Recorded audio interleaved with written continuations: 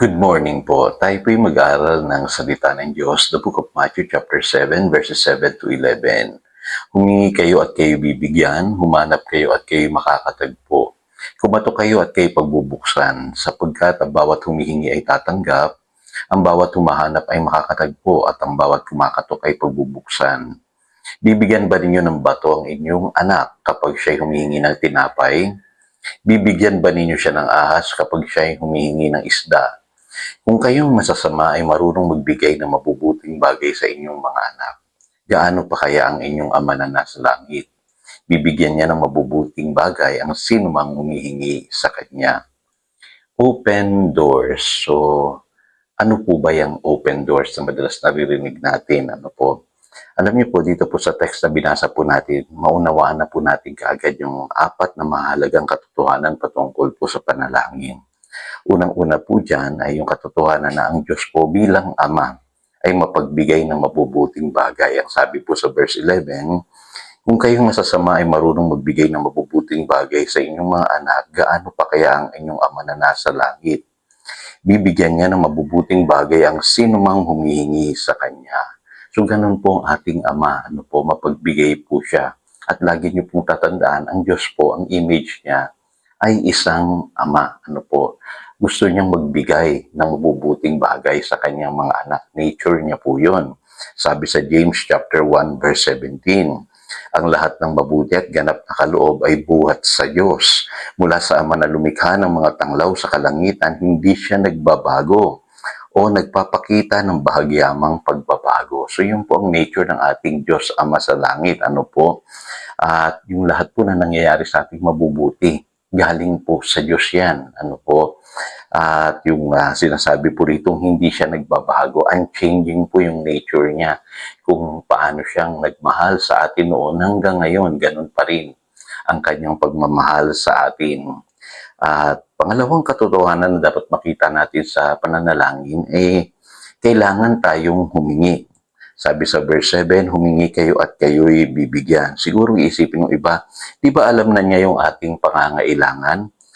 Bago pa natin hingin, kasi yun naman ang sinasabi ng Matthew chapter 6 verse 8. Pero mapapansin niyo po sa Biblia, kailangang humingi tayo. Ganon po kasi ang disenyo ng panalangin. Sabi sa James chapter 4 verse 2, hindi nyo nakakamtan ng inyong minimithi dahil hindi kayo humihingi sa Diyos. At yung John chapter 16 verse 24, ang sabi diyan, hanggang ngayon ay wala pa kayong hinihingi sa Kanya sa aking pangalan, humingi kayo at kayo'y tatanggap upang malubos ang inyong kagalakan. Napapansin po ninyo, kailangan talagang humingi tayo. Yung iba kasi, tamad manalangin kaya hindi sila tumatanggap. Yung iba naman akala nila, yung pananalangin ay sapat na yung magwo-worship tayo, at makikipag-fellowship tayo sa Diyos, bahala na si Lord sa ating pangangailangan. Hindi po. Kailangan pa rin humingi tayo. Bahagi po ng disenyo ng prayer, yung pong petition. Kailangan sabihin natin sa Diyos kung ano yung ating kailangan. So ngayon, alam nyo na, baka mamaya yan lang ang kulang sa atin. Nagwo-worship naman tayo, lumalakad naman tayo in obedience, pero hindi tayo humihingi. Mahalaga po yung humihingi. Pangatlo pong katotohanan about prayer, kailangan masumpungan natin yung kalooban ng Diyos. Kaya sabi diyan sa verse 7, humanap kayo at kayo'y makakatagpo. Kasi kailangan alam natin yung kalooban ng Diyos. Sabi sa Romans chapter 12, verse 2, para matagpuan natin yung mabuti, kalugod-lugod at ganap na kalooban ng Diyos sa ating buhay. Kaya sabi sa Matthew chapter 7, verse 9 to 10, bibigyan ka ba niya ng bato kung ang hinihingi mo ay tinapay? Or bibigyan ka niya ng ahas kung ang hinihingi mo ay isda? So, anong ibig sabihin po nun? Hinahanap po ang God's will. Kailangan masumpungan natin yan sa pamamagitan ng salita ng Diyos. Kaya kailangan magbago tayo ng ating pong isipan. Yung pong sinasabi ng Romans chapter 12 verse 2. Kaya mapapansin po niyo sa buhay na ito, mayroong paghahanap tayong ginagawa. Hinahanap natin yung what is good, what is pleasing and perfect sa ating buhay. Kasi minsan nasasanay na tayo doon sa second best. At tandaan niyo po, ang kalooban ng Diyos sa ating buhay ay yung the best. Panghuli, ito po yung open door. Ano po, kailangan makita natin yung pintuang binubuksan ng Diyos. Kasi sabi sa Matthew chapter 7 verse 7, kumatok kayo at kayo'y pagbubuksan.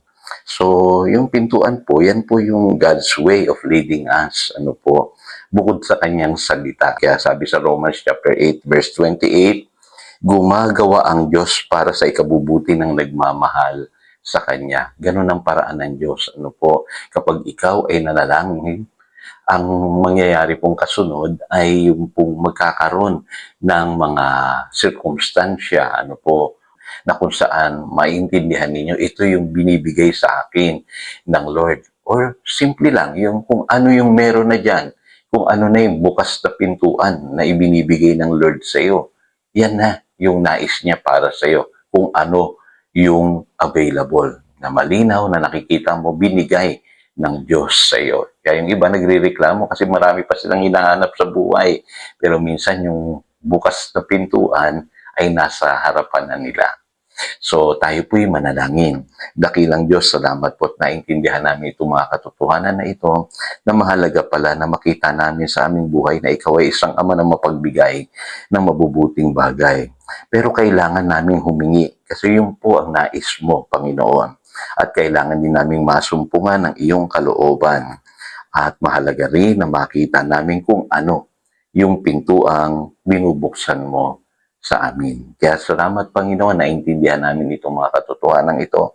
Gabayan mo kami sa aming buhay. Yan ang aming panalangin. In Jesus' name, Amen. Again, ito si Pastor Jojo, nagpapaalala upang daluyan tayo ng pagpapala, manatili tayo sa kanyang salita. Good morning.